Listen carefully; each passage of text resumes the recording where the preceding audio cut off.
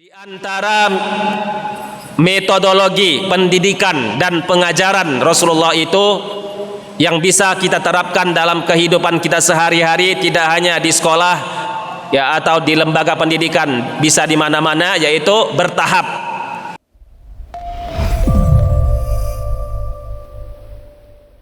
Assalamualaikum warahmatullahi wabarakatuh. Innal hamdalillah nahmaduhu wa nasta'inuhu wa nastaghfiruh wa na'udzu billahi min syururi anfusina wa min sayyiati a'malina may yahdihillah fala mudhillalah wa may yudlil fala hadiyalah. Asyhadu an la ilaha illallah wahdahu la syarikalah wa asyhadu anna sayyidana wa maulana Muhammad wa ala alihi wa sahbihi wa man tabi'ah, amma ba'du.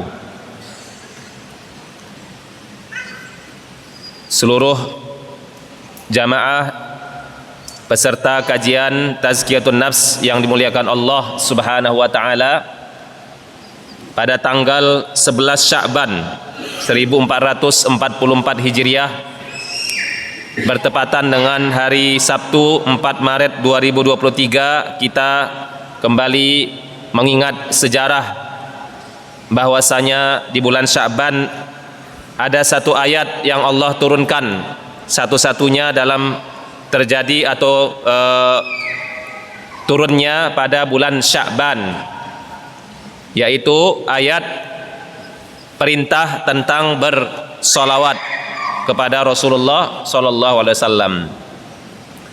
Innallaha wa malaikatahu yusalluna 'alan nabi ya ayyuhallazina amanu sallu alaihi wa sallimu taslima. Ayat ini turunnya pada bulan Sya'ban. Terlepas daripada ini menjadi takdir dan qadarullah, maka hikmahnya yang bisa kita ambil adalah bahwa di bulan Sya'ban ini adalah bulan yang kita persiapkan untuk menuju bulan Ramadan, sebagaimana yang disampaikan oleh para as-salaf. Sesungguhnya bulan Rajab adalah bulan menanam. Bulan Rajab adalah bulan menanam. Bulan Sya'ban bulan menyiram tanamannya. Maka siramlah tanamannya dengan memperbanyak berpuasa sebagaimana yang dicontohkan oleh Rasulullah sallallahu alaihi wasallam. Sangat banyak puasanya dibandingkan dengan bulan-bulan yang lain. Kemudian bisa dengan bersalawat kepada Rasulullah sallallahu alaihi wasallam, sebagaimana kita ketahui bahwa salawat itu merupakan tanda-tanda cinta kita kepada Rasulullah sallallahu alaihi wasallam. Salawat yang kita ucapkan insyaallah tersampaikan kepada Nabi Muhammad, walaupun kita mengucapkannya bukan di depan kubur, di depan makom atau kubur Rasulullah sallallahu alaihi wasallam. Kita ucapkan dari Indonesia, maka Allah telah memberikan wakil-wakil Allah, para malaikat, untuk menyampaikannya kepada Nabi Muhammad sallallahu alaihi wasallam. Di dunia saja udah jelas siapa yang bersalawat kepada Rasulullah, maka Rasulullah sallallahu alaihi wasallam itu menerimanya. Apalagi di akhirat, pada saat hamba-hamba Allah sangat suka bersalawat kepadanya, minimal 10 kali di pagi hari, 10 kali di sore hari, atau kalau bisa setiap hari 100 kali. Jika dia punya waktu malah lebih dari itu diucapkannya salawat, bisa sampai 1000 kali misalnya, maka orang-orang ini mudah-mudahan nanti akan dekat posisinya dengan Rasulullah sallallahu alaihi wasallam. Banyak hadis yang lain yang menjelaskan tentang fadilah, kelebihan bersolawat. Semoga Allah subhanahu wa ta'ala menjadikan kita semua orang-orang yang senantiasa terus membasahi lidah kita ini, menggerakkan lidah kita ini dengan ucapan Allahumma sholli ala Muhammad wa ala ali Muhammad, atau dengan ucapan salawat yang lainnya. Para jamaah yang dirahmati Allah Subhanahu wa taala, hari ini masih melanjutkan terus satu tema yang penting untuk kehidupan kita, yaitu bagaimana kita mencontoh kehidupan Rasulullah, mencontoh diri Rasulullah itu menjadi seorang guru. Guru dalam kehidupan, tidak hanya guru di lembaga formal, tetapi ini adalah guru dalam kehidupan kita. Bisa dipraktekkan dalam pendidikan rumah, dalam pendidikan di lembaga pendidikan, sekolah, pondok pesantren. Yang penting Rasulullah itu adalah sang guru.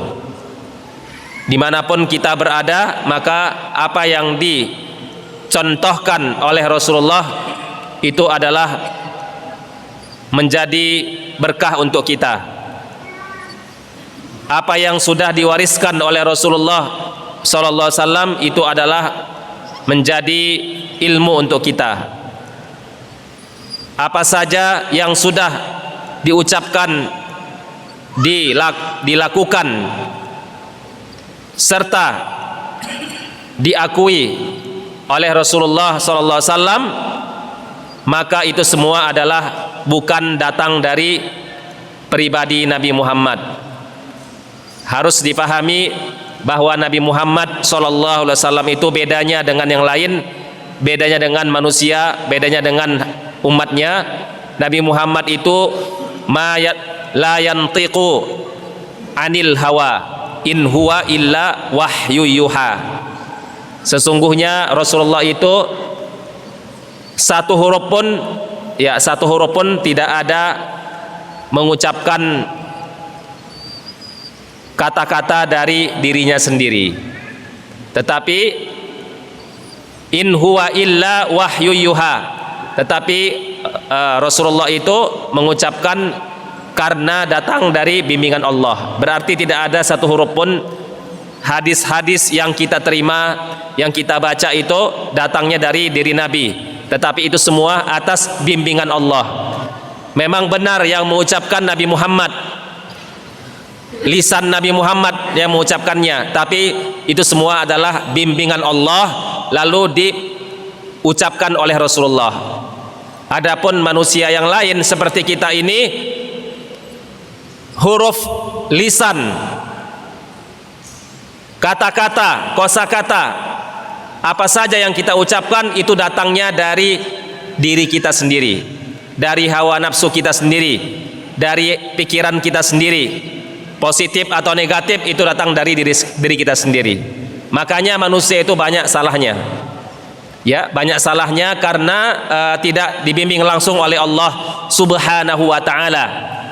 Dan semakin tinggi akhlaknya, semakin tajam pemahamannya terhadap agamanya, sehingga dia bisa untuk menahan dirinya dari perkataan yang bisa membawa dosa untuk dirinya.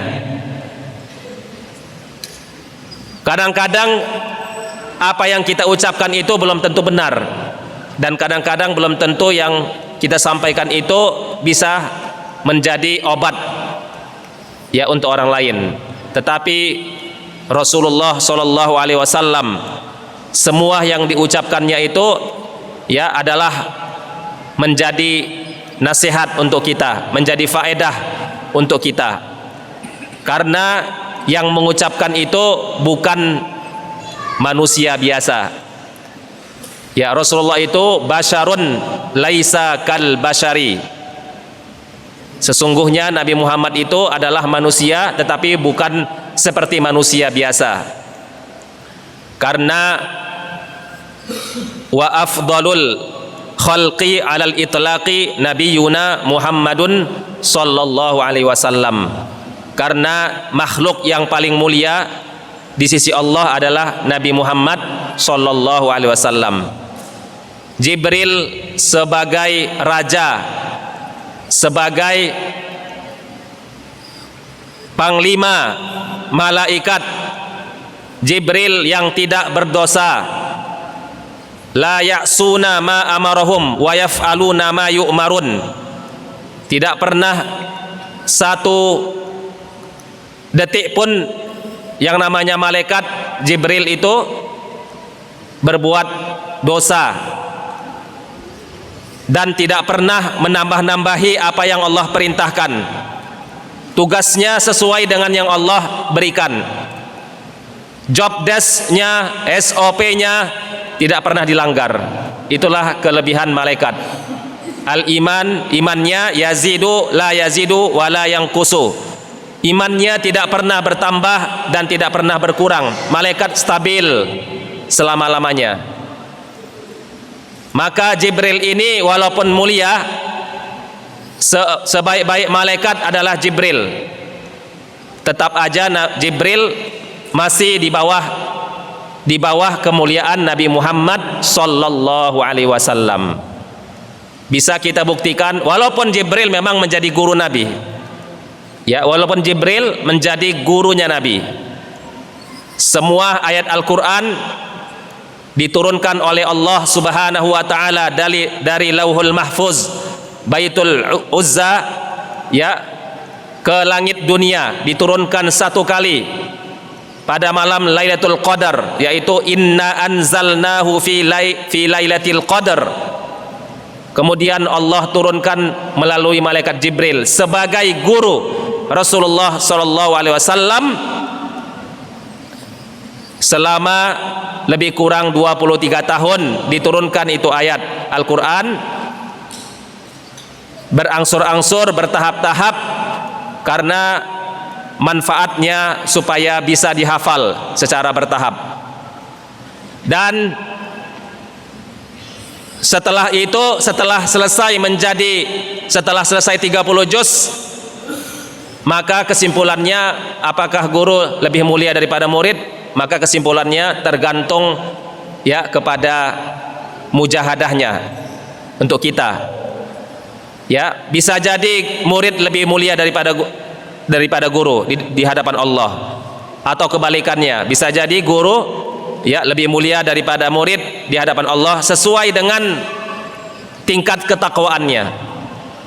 Tetapi khusus Rasulullah sallallahu alaihi wasallam, walaupun Jibril menjadi gurunya, tetapi tetap aja Jibril masih di bawah Rasulullah sallallahu alaihi wasallam. Hal ini bisa kita lihat dalam kisah Isra dan Mi'raj. Jibril mengantarkan, menemani,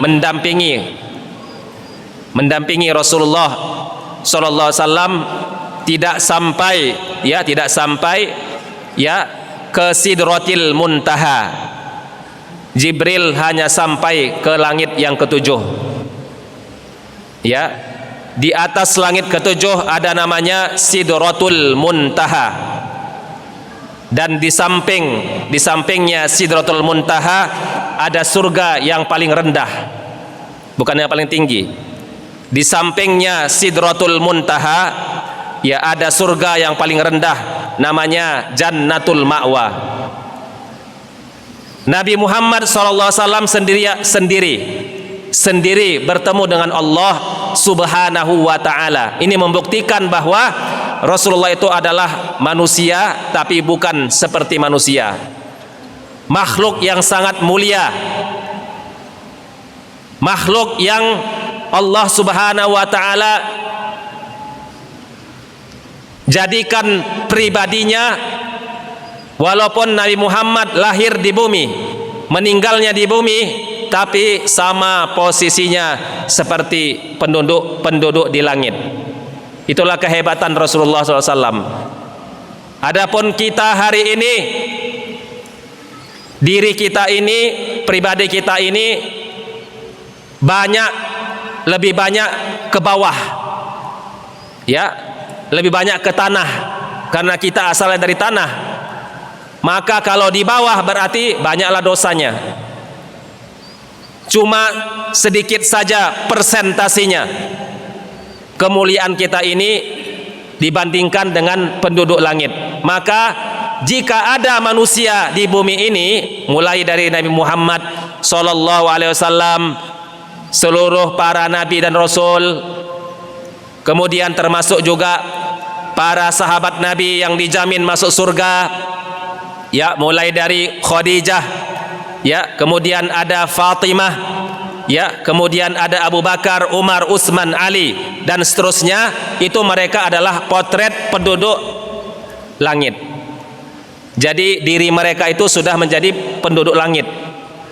Kenapa menjadi penduduk langit? Karena dirinya itu sudah dijamin masuk surga. Walaupun mereka hidupnya di dunia dan meninggalnya juga di dunia, tetap aja mereka menjadi penduduk langit. Sifatnya, karakternya, potretnya adalah potret penduduk langit.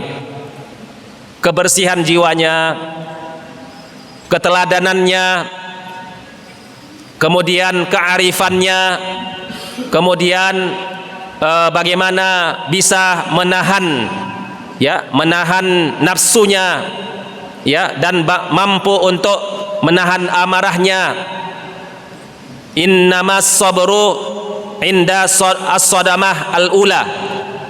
Pada saat seseorang itu dipancing emosinya, ya, karena memancing emosi ini banyak sekali ujiannya.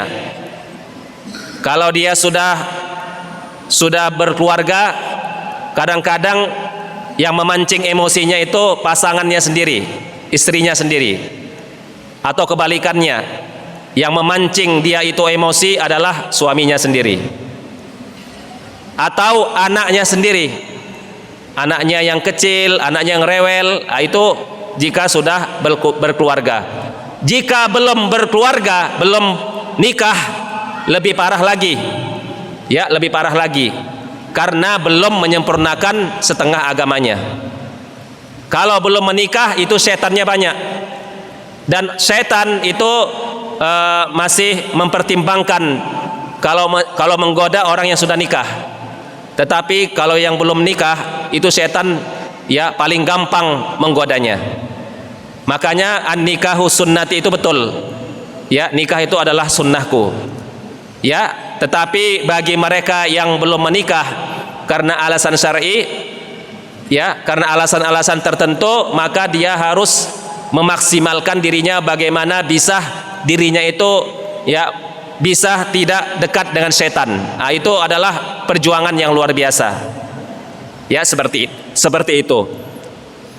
Jamaah dirahmati Allah Subhanahu wa taala, sengaja di dalam kajian ini saya memberikan pengantar yang lumayan panjang, ya, karena memang ketika kita ingin mendalami pribadi Rasulullah itu, ya, tidak cukup 1-2 kali pertemuan, tidak cukup 1 bulan, 2 bulan, 3 bulan, bahkan, ya, sepanjang hayat, madal hayah namanya, ya, untuk mempelajari pribadi Rasulullah itu tidak cukup, ya, 1 tahun, tapi perlu madal hayah, ya, sepanjang hidup inilah seharusnya manusia itu mempelajari pribadinya Nabi Muhammad sallallahu alaihi wasallam. Bismillah, melanjutkan kajian yang sebelumnya. Di antara metodologi pendidikan dan pengajaran Rasulullah itu yang bisa kita terapkan dalam kehidupan kita sehari-hari, tidak hanya di sekolah, ya, atau di lembaga pendidikan, bisa di mana-mana, yaitu bertahap, ya, tidak sekaligus. Sebagaimana tadi sudah di awal sudah disampaikan, bagaimana Allah juga menurunkan Al-Quran itu bertahap. Kenapa bertahap? Supaya lengket di otak kita, bertahap supaya mudah menghafalnya. Hari ini ada komunitas yang menghafal Quran itu 1 kali setor 30 juz. Ya, atau misalnya kita bilang dia menghafalnya disetor semua selama 1 bulan 30 juz. Besok-besoknya lupa dia. Itu namanya manhaj syaitan namanya. Ya, itu bukan manhaj nabawi. Ya, kalau manhaj nabawi itu bertahap menghafal Quran. Ya, menghafal Quran ya 1 pekan ya satu bulan 1 bulan 30 juz itu tergantung kepada ya pribadinya masing-masing. Kalau memang betul dia cerdas, pintar, jenius, memang ada yang menghafal Quran 30 juz itu 1 bulan dan lengket serta mungkin, itu nggak apa-apa untuk dia. Itu namanya pengecualian.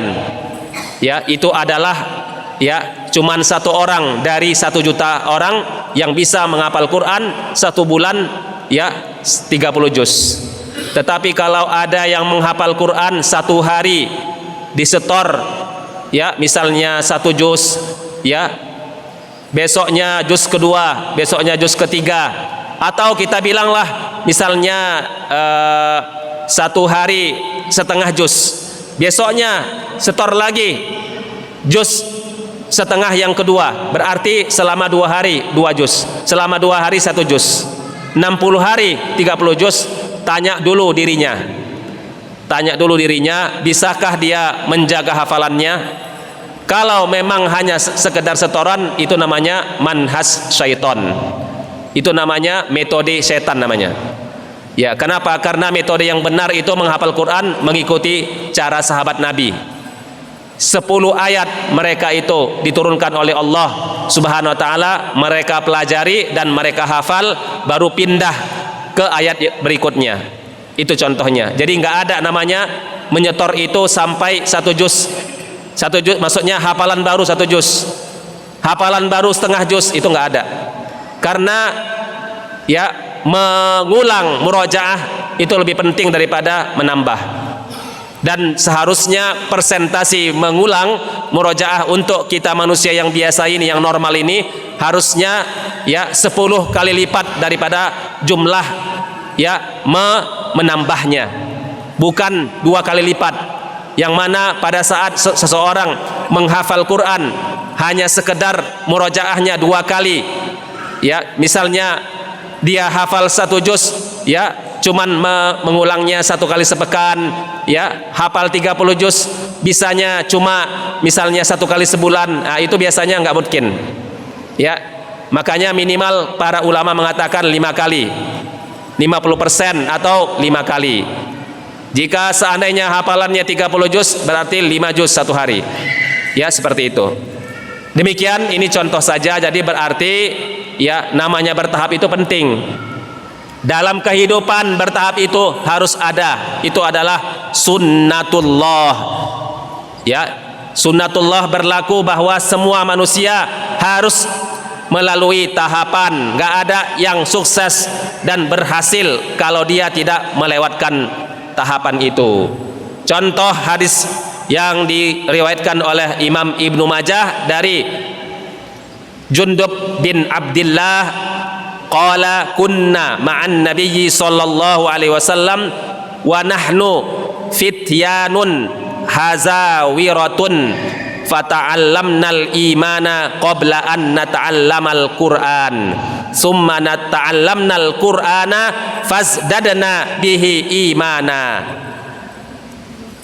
Para sahabat Nabi ya dalam mendapatkan tahapan pembelajaran dari Nabi Muhammad itu tidak sekaligus, tetapi yang pertama kali adalah diajarkan tentang iman, diajarkan tentang tauhid, diajarkan tentang al-aqidah. Bahkan jika kita melihat konteks hadis ini, ternyata akidah itu lebih dahulu daripada Al-Quran ya. Al-aqidah itu namanya iman itu lebih dahulu daripada Al-Quran. Kapan itu al-iman? Al-iman itu mulai dari lahir. Ucapannya adalah azan, kalimat azan itu adalah iman. Umur 1 bulan iman, umur 2 bulan al-iman, Umur 3 bulan al-iman, umur 1 tahun al-iman, umur 2 tahun al-iman.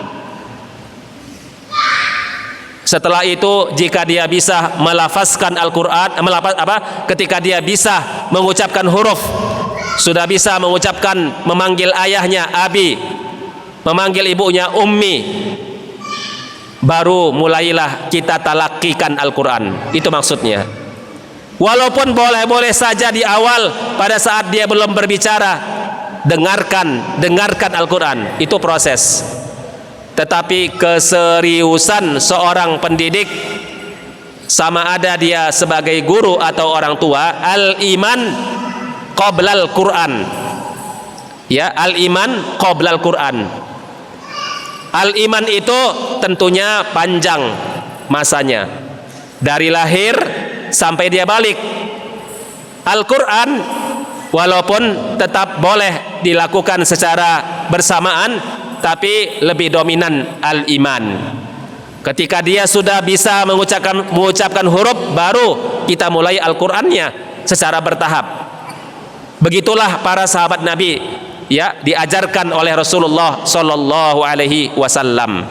Kami belajar iman dulu sebelum Al-Qur'an. Walaupun boleh ada yang hafal Quran usia 7 tahun, Imam Syafi'i. Ya, banyak para ulama hafal Quran usia 7 tahun. Tapi apakah Imam Syafi'i itu tidak belajar iman? Maka jawabannya, pastilah ibunya sudah mengajarkan al-iman itu sejak lahirnya, ya, sampai dia dewasa, sampai dia balik. Maka para sahabat Nabi, ya, sudah mencontohkan kita bahwasanya yang namanya pendidikan itu tidak bisa langsung. Dia harus bertahap, tidak boleh langsung sekaligus. Kalau sekaligus, ya, jangan harap mereka, anak-anak itu nanti bisa maksimal mendapatkannya, dan mungkin bisa lupa semuanya karena tidak waktunya untuk disampaikan. Yang seharusnya level 1 dipelajari 3 bulan, level 2 3 bulan, tetapi ada 5 level diajarkan semuanya sampai selesai 1 tahun misalnya. Dan itu tentunya, ya, menjadi beban, ya, untuk peserta didik. Maka pandai-pandailah, ya, sebagai seorang guru, pandai-pandailah sebagai seorang pengelola sekolah dan lembaga pendidikan, ya, untuk menyusun kurikulum itu. Ya, kurikulum itu ikuti manhaj Nabawi ini. Ya, jika ada manhaj atau kurikulum dari luar, mohon untuk, ya, bisa, ya, dikondisikan, atau bisa bagaimana caranya kurikulum yang sudah ditetapkan, ya, oleh pemerintah misalnya, itu bisa, ya, ditambahkan, atau bisa dikolaborasikan, atau bisa, ya, dipikirkan bagaimana caranya, ya, agar kurikulum itu jangan sampai melanggar daripada manhaj Nabawi ini. Apa itu manhaj Nabawi? Sudah jelas al-iman dulu, ya, pelajaran iman, pelajaran akidah, pelajaran adab, ya, seharusnya itu lebih utama dari belajar IPA, IPS, bahasa Inggris pada saat tingkat TK, SD, kelas 1, kelas 2, kelas 3. Seharusnya seperti itu. Kelas 1, kelas 2, 3 SD jangan dibebani pelajaran yang banyak-banyak, karena itu adalah tahapan mereka awal-awal untuk menguatkan iman mereka. Kalau ada pelajaran seni dan budaya, ya, kalau ada pelajaran yang macam-macam yang sudah ditetapkan, tolong dikurangi, ya, dikurangi sedikit, ya, durasinya, atau, ya, dibuat cara yang lain, ya, cara yang lain bagaimana dominasinya lebih kepada al-iman. Karena kalau seandainya kita melanggar ini, maka akan kelihatanlah nanti ketidakberkahan dalam proses pendidikan itu. Jamaah yang dirahmati Allah Subhanahu wa taala, selanjutnya metodologi yang diajarkan oleh Rasulullah adalah normal, sedang, tidak terlalu berlebih-lebihan sampai membosankan. Ya, sebagaimana Ibnu Mas'ud berkata, kanan Nabiyyu sallallahu alaihi wasallam yatakhawwaluna bil mau'izati fil ayyami karahatas samati alaina. Sesungguhnya Rasulullah sallallahu alaihi wasallam pada saat ingin mau memberi nasihat, Nabi Muhammad itu memilih waktu. Tidak setiap hari, setiap jam, setiap momentum Nabi Muhammad itu berbicara. Ini harus diperhatikan, ya. Memperbanyak nasihat dan kurang qudwah itu akan mengakibatkan nasihat itu akan banyak dilupakan. Maka yang paling penting adalah pada saat kita memberikan nasihat, berikan waktu peserta didik itu kapan dia bisa mengamalkannya. Kita ingin dalam satu semester, satu tahun, dalam satu bulan ada sekian nasihat yang mau kita sampaikan. Ada beberapa nasihat, maka bagi-bagilah nasihat itu.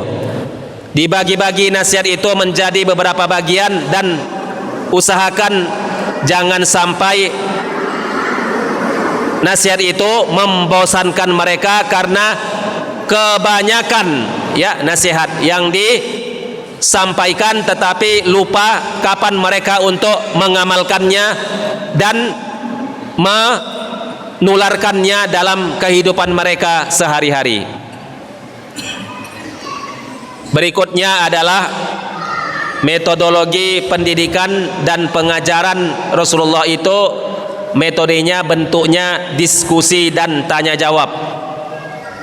Ini bisa kita lihat contohnya dalam hadis riwayat Imam Muslim, bahwasanya Rasulullah mengatakan di awal ditanya dulu sahabat Nabi, mal muflis, siapakah di antara kalian yang tahu definisi muflis?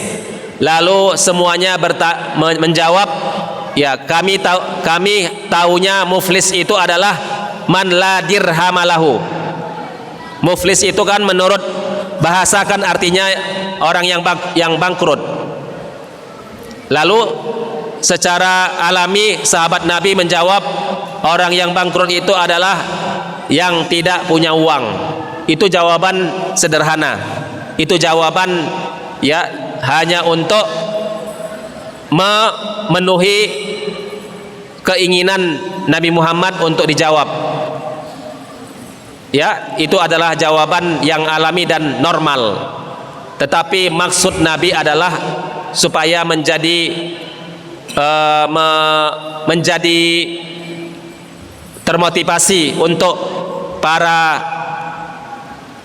peserta didik, ya. Dalam hal ini adalah sahabat Nabi, mereka sehingga bertanya, penasaran muflis yang mana yang dimaksudkan Nabi. Kata-kata muflis atau orang bangkrut yang mana yang dimaksudkan Nabi. Maka Nabi pun menjawab, sesungguhnya muflis itu adalah dari umatku nanti di hari kiamat, ya mereka ya adalah orang-orang ya yang sholat, puasa, zakat, tetapi mereka itu ya suka mencaci orang lain. Ya, itu namanya muflis yang pertama. Muflis yang kedua, ya mereka sholat, mereka puasa, mereka zakat, ya tetapi mereka rupanya suka memakan ya harta yang tidak halal untuknya. Muflis yang ketiga, ada lagi definisi muflis yang ketiga yang disampaikan Nabi, ini tanya jawabnya, yaitu mereka yang suka menumpahkan darah atau membunuh atau ya memukul orang lain atau menyakiti orang lain. Itulah contoh muflis ya dengan metode tanya jawab ini, sehingga menjadi ya penasaran ya murid-murid Rasulullah itu ya untuk mengetahuinya. Kemudian ada lagi metode yang berikutnya adalah metode bagaimana caranya untuk mengetahui tingkat pemahaman para sahabat, tingkat pemahaman peserta didik, tingkat kecerdasan. Itu harus dilakukan dengan cara-cara yang unik seperti yang pernah dicontohkan oleh Rasulullah Shallallahu Alaihi Wasallam pada saat Nabi Muhammad duduk bersama dengan para sahabatnya. Lalu Rasulullah itu dihidangkan namanya jantung kurma ya. Kalau ada pisang itu ada jantung ya. Bagi masyarakat yang biasa mengkonsumsi pisang dan jantung, biasanya jantung itu bisa diolah ya kalau pandai. Kalau nggak pandai pasti ya dibuang, karena tidak semua masyarakat ya, atau tidak semua budaya di sebagian daerah memanfaatkan jantungnya pisang. Tetapi di sebagian daerah ya jantung itu bisa dimasak, diolah sampai enak masakannya. Nah, itu jantung pisang. Dan bagaimana pula jantungnya kurma.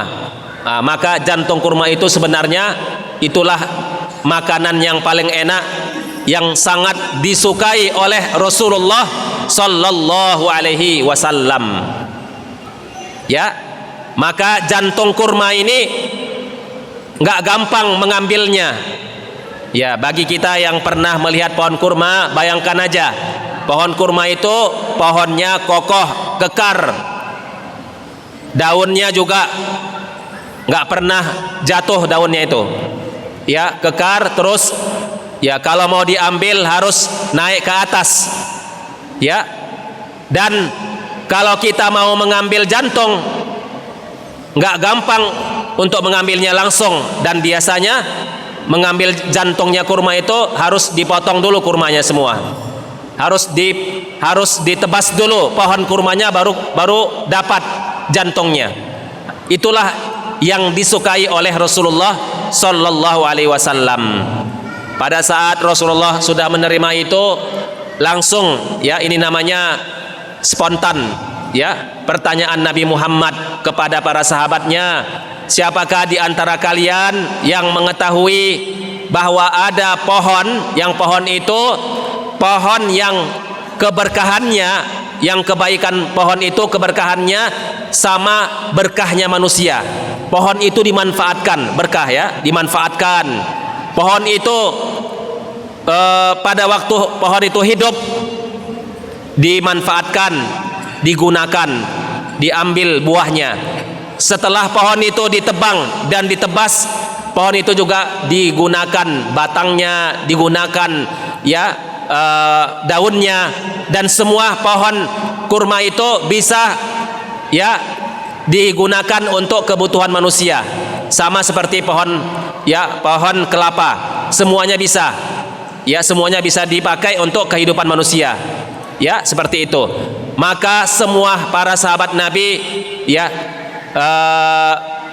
tidak ada yang menjawab ya, tapi ada satu orang namanya Abdullah bin Umar ya, secara bersembunyi dan tidak mengeluarkan suaranya, dia mengatakan dia sudah menyangka bahwa itu adalah kurma.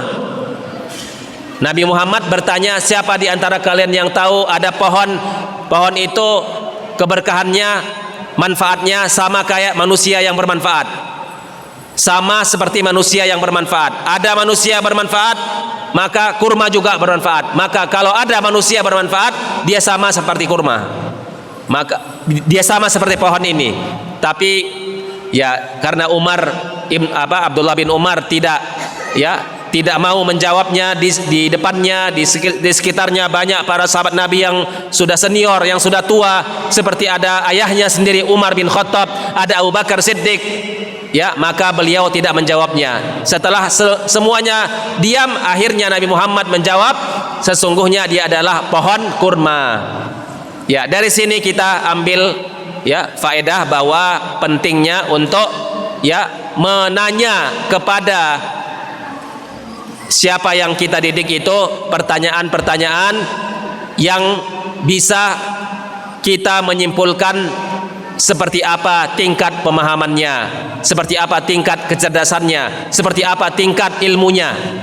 Maka guru yang bijaksana jika sudah mengetahui bagaimana peserta didik itu berbeda-beda tingkat pemahamannya, maka sukseslah dia ke depannya untuk mendidiknya. Kemudian selanjutnya adalah metodologi. Rasulullah itu selalu memberikan contoh dan perumpamaan. Contoh ini bisa kita lihat dalam hadis yang populer, yaitu perumpamaan seorang mukmin yang suka membaca Quran dari Abi Musa al-Ash'ari. Rasulullah bersabda, masalul mu'min alladzi yaqra'ul qur'ana kamasalil utrujjah rihuha thayyibun wa ta'muha thayyib. Perumpamaan seorang mukmin yang suka membaca Al-Qur'an. Mukmin, ingat ya, mukmin berarti bukan kafir. Mukmin suka baca Quran itu seperti buah utrujah. Ya, kalau buah utrujah itu di Indonesia mirip-mirip seperti buah jeruk, buah jeruk yang manis, yang harum wanginya. Berarti buah jeruk ini bisa dimakan, enak rasanya dan wangi, dan wangi harumnya. Harum baunya. Ya, itu berarti ini disamakan Rasulullah dengan seorang mukmin yang membaca Quran. Wa masalul mu'min allazi la yaqra'ul Qur'an kamasalit tamrah la rihalaha wa ta'muha hulwan. Perumpamaan mukmin, ingat mukmin tapi kurang baca Quran. Kurang banyak baca Quran itu sama seperti kurma. Kurma itu enak rasanya tapi enggak ada baunya. Kalau kurma ada baunya, ada harumnya, itu kalau dekat. Jika kita dekat kurma baru ada baunya. Kalau durian, jeruk dan lain-lainnya itu semua bisa dicium dari jarak jauh. Kalau seandainya ada durian di Madinah, mungkin bisa jadi durian jadi contoh. Karena buah yang paling kuat baunya itu adalah durian di Indonesia. Dan enak rasanya kan, seperti itu. Ini karena contoh jadi tidak harus. Contoh ini kan hanya untuk perumpamaan, jadi kita bisa juga mencontohkan di luar hadis dengan buah yang lain. Wa masalul munafik, ingat ini bukan orang beriman, orang munafik tapi dia baca Quran, itu sama seperti mislul ar-raihanah rihuha thayyib wa ta'muha mur. Ada makanan, ada buah yang mana buah ini wangi, wangi, harum, tetapi buah ini tidak enak rasanya, mungkin pahit, atau sampai membuat kita misalnya muntah contohnya. Itu namanya, kalau di Arab namanya raihanah. Silakan dicontohkan tanaman-tanaman yang lain yang ada di Indonesia. Apakah namanya kemangi, namanya kemangi itu wangi. Wangi tapi belum tentu orang suka untuk makannya. Kemudian wa masalul munafiq allazi la yaqra'ul Qur'an, adapun perumpamaan orang munafik yang tidak membaca Quran. Nah, ini lebih hebat lagi, lebih parah lagi. Sudah munafik dan enggak baca Quran, dia pura-pura muslim kan? Itu kamatsalil hanzalah laisa laha rih wa ta'muha mur. Enggak ada wanginya, enggak ada pula rasanya, bahkan pahit atau tidak enak. Ya, silakan dicontohkan di tempat kita masing-masing. Ya, enggak ada rasanya, ya. Enggak ada rasanya, enggak ada pula wanginya. Nah, itulah orang beriman, orang munafik yang tidak membaca Quran. Ini pelajaran dari Rasulullah sallallahu alaihi wasallam tentang permisalan, perumpamaan-perumpamaan, ya, yang tentunya ini sangat banyak kita jumpai dalam hadis-hadis yang lain. Selanjutnya yang terakhir, atau dua yang terakhir ya, cara Nabi mendidik itu juga menjelaskan dengan gambar, dengan sarana. Ada sarana, ada alat, ada sarana. Kalau nggak ada sarana, minimal ada gambarnya, ya, atau menggunakan yang dekat dengan dia, yang mudah diambil. Jadi nggak harus beli ke misalnya harus beli ke Gramedia, ya. Pembelajaran itu kan nggak harus berbasis uang semua, ya. Proyek kelas, ya, misalnya kalau di sekolah harus beli A, B, C, itu kan menghabisi uang, itu namanya, ya, menghabiskan anggaran. Tidak harus dikeluarkan semua uang itu, ya, bisa menggunakan dengan apa yang ada di lingkungan kita sendiri, ya, bisa menggunakan apa yang telah Allah ciptakan di lingkungan kita, mau dia pohon, mau dia rumput, mau dia daun, ya, mau dia kayu, ya, mau dia dahan, ya, atau mungkin daur ulang apa yang sudah ada. Itulah namanya mukmin yang, ya, yang cerdas dan bijak, tidak harus mengeluarkan biaya, dikit-dikit biaya, ya, itu namanya, ya, tidak cerdas namanya, itu muflis, ya, itu disebut muflis, ya. Maka metodologi yang disampaikan Nabi itu sederhana, yaitu Nabi Muhammad sallallahu alaihi wasallam pernah menggambar persegi empat dan membuat garis yang keluar darinya di tengahnya, ya. Terus Nabi Muhammad juga membuat garis-garis yang kecil. Ini gambarnya, biar langsung aja, ya. Nabi Muhammad sallallahu alaihi wasallam pernah menggambar, ya, atau menggaris segi empat yang merah, warna merah. Terus selanjutnya, setelah itu Nabi Muhammad sallallahu alaihi wasallam membuat garis dari tengah yang segi empat ini panjang tapi ada keluar warna biru. Lihat warna biru. Selanjutnya, setelah itu Nabi Muhammad menggaris-garis berpisah-pisah di dalam segi empat tersebut. Maka dalam hal ini Nabi Muhammad mengatakan yang warna merah, yang segi empat itu adalah perumpamaan manusia. Itu adalah manusia, ya. Adapun yang warna biru yang digaris Nabi itu, di situ ada dua macam, ya, yaitu yang pertama namanya ajalnya, ajal atau kapan dia meninggal. Kemudian baru yang terakhir al-amal, atau yang paling ujung itu namanya adalah cita-citanya, angan-angannya, cita-citanya, mimpi-mimpinya ke depan. Terus baru yang terakhir di tengah-tengah itu adalah tantangannya dan rintangannya. Maka kata Nabi Muhammad sallallahu alaihi wasallam, wa hadhil khutat, ya, as-sighar al-a'rad. Kalau seandainya manusia itu dalam kehidupannya dia harus menghadapi musibah, ya, maka musibah itu pasti akan dilaluinya. Dan itu masuk dalam segi empat ini, ya. Kalau seandainya musibah itu menjadi nikmat, maka dia juga masuk dalam ruangan yang segi empat. Tetapi kata Nabi, jika sudah datang ajal, nggak ada lagi yang bisa menghalanginya, karena dia keluar dari segi empat yang tadi.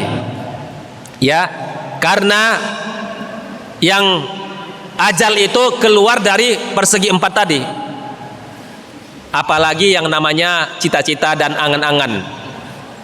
Nggak ada manusia yang tahu semua yang sudah direncanakan itu sampai sebelum meninggal.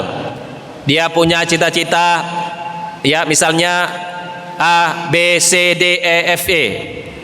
Ya, dia pingin umur 25 tahun A, umur 30 tahun B. Silakan tafsirkan masing-masing. Semua orang punya cita-cita dan punya angan-angan dan punya perencanaan. Umur 40 tahun C, umur 50 tahun D, ya umur 60 tahun E. Rupanya sebelum meninggal yang terjadi yang bisa terlaksana cuma A sama B. Nah, itulah manusia. Jadi manusia itu merencanakan itu boleh, ya, tapi hanya Allah yang mengetahuinya. Apakah yang direncanakannya itu udah selesai atau enggak, itu urusan Allah. Kita hanya merencanakan dan memaksimalkan diri kita tetap dalam ketaatan kepada Allah Subhanahu wa ta'ala. Inilah contoh yang sudah dicontohkan Nabi, berarti ada namanya menggunakan sarana. Ya, bisa dengan penggaris, ya, atau gambar, ya, atau dengan sarana yang lainnya. Yang terakhir, Rasulullah Shallallahu Alaihi Wasallam menyampaikan metodenya itu dengan cara ungkapan, ya, ungkapan atau isyarat. Ya, ungkapannya itu diucapkan tapi tidak diam. Diam itu dengan mengucapkan tanpa ada isyarat, dengan menggerakkan tangan misalnya atau jari, ya mungkin tidak dipahami oleh semua orang. Karena ada sebagian manusia ini yang memahami ungkapan itu dengan telinganya. Ya, dengan telinga dia paham. Tutup mata, dia dengar orang lain berbicara jaraknya 5 meter pun dia paham. Ya, bahkan di dalam kamar pun dia tahu apa yang diucapkan orang. Saking tajamnya, ya, telinganya itu. Tapi matanya nggak nampak, matanya kurang. Nah, itu kelebihan orang, beda-beda. Ada yang kalau nggak membaca, kalau nggak melihat, ya, dia tidak akan paham. Makanya Nabi Muhammad menggabungkan dua-duanya, menggabungkan mata dan telinga. Inna sam'a wal basar. Ya, telinga itu sama ketika mengajar seorang guru, jangan hanya menggunakan hanya memfasilitasi hajatnya, kebutuhan para peserta didik yang melalui mata, ya, dan pandangan matanya, tapi usahakan dengan pendengaran juga, ya. Jadi namanya itu variasi. Nabi Muhammad juga demikian, ya. Dari Sahal bin Sa'ad, Rasulullah bersabda, ana wa kafirul yatim fil jannati hakaza wa asyara bisababati wal wusta, ya, wa farraja bainahuma syai'an. Sesungguhnya ya Rasulullah itu memberikan perumpamaan dirinya dengan orang-orang yang suka memelihara anak yatim, disebut namanya kafilul yatim, ya, atau wali yatim lah. Wali yatim kah namanya, pengasuh yatim namanya, ya. Ini semuanya kata Nabi Muhammad, ya, saya Nabi Muhammad dengan orang yang nanti di dunia ini, yang umatnya ini yang suka memelihara yatim, di dalam surga itu dekat dengan Nabi. Seperti apa dekatnya? Nabi Muhammad mengisyaratkan dua jarinya, yaitu telunjuk dengan jari tengah. Jadi telunjuk sama jari tengah tidak ada yang memisahkannya. Kata Nabi, ana wa kafilul yatim fil jannati hakaza. Seperti ini dekatnya. Jadi Ini menunjukkan apa? Menunjukkan bahwa ini metodologi. Isyarat itu penting, isyarat. Ya, apakah dengan jari, ya, apakah dengan cara-cara yang lain, ya, supaya semuanya apa? menguatkan, mentajamkan pemahaman-pemahaman, ya, para sahabat Nabi atau para peserta didik itu yang baru nol, ya, baru basicnya, basic pemula, ya, dalam memahami ilmu pengetahuan. Wallahu alam. Demikian, semoga Allah memberkahi pertemuan kita, ya. Di akhir saya mengisi kajian ini karena beberapa hari lagi kita akan menghadapi bulan Ramadan, ya. Hanya yang bisa kita harapkan dari Allah Subhanahu wa taala, semoga Allah, ya, menyampaikan kita. Allahumma ballighna Ramadan. Ya, semoga Allah, ya, mempertemukan kita semua, ya, baik yang hadir di kegiatan ini di Masjid Al-Wafa maupun yang di online, ya, semoga semuanya diberikan kesehatan, ya, diberikan kemudahan, kelapangan waktu, ya, untuk memperkuat mental, ruhiyah, ya, terus, ya, diberikan, ya, usia, ya, yang berkah, ya, bisa menjumpai, ya, bulan Ramadan, ya, tahun ini. Wallahu alam. Wassalamualaikum warahmatullahi wabarakatuh. Bismillahirrahmanirrahim. Allahumma salli ala Sayyidina Muhammad abdika wa rasulika nabiyil ummi wa ala alihi wa sahbihi wa sallim taslima adada ma ahata bi ilmuk wa khatta bihi qalamuk wa ahsahu kitabuk wardallahu ma'an sadatina Abi Bakri wa Umar wa Utsman wa Ali wa anis sahabati ajma'in wa anit tabi'in wa tabi'ihim bi ihsanin ila yaumiddin. Alhamdulillahi rabbil alamin hamdan yuwafi ni'amahu wa yukafi'u mazidah. Wassalatu wassalamu ala asyrafil anbiya'i wal mursalin sayyidina wa maulana Muhammad wa ala alihi wa sahbihi ajma'in. Allahumma ighfir lana dzunubana wa li abaina wa li ummahatina wa li ikhwanina wa li akhwatina wa li masyaikhina wa liman ahsana wa ahabba ilaina wa liman awsana bid du'a wa li jami'il muslimina wal muslimat wal mu'minina wal mu'minat bi rahmatika ya arhamar rahimin. Allahumma qassim lana min khasyatika ma tahulu bihi bainana wa baina ma'siyatik wa min ta'atika ma tuballighuna bihi jannatak wa minal yaqini ma tuhawwinu bihi alaina masaibad dunya. Allahumma matti'na bi asma'ina wa absarina wa quwwatina ma ahyaitana waj'alhu al-warisa minna waj'al sa'rana ala man zalamana wansurna ala man adana wa la taj'al musibatana fi dinina wa la taj'alid dunya akbar hammina wa la mablagha ilmina wa la tusallit alaina man la yarhamuna. Rabbana zidna ilma warzuqna fahma. Allahumma inna nas'alukal huda wat tuqa wal afafa wal ghina. Rabbana atina fid dunya hasanah wa fil akhirati hasanatan wa qina azaban nar. Wa sallallahu ala nabiyyina Muhammadin nabiyil ummi wa ala alihi wa sahbihi wa sallam. Subhana rabbika rabbil izzati amma yasifun wa salamun alal mursalin walhamdulillahi rabbil alamin.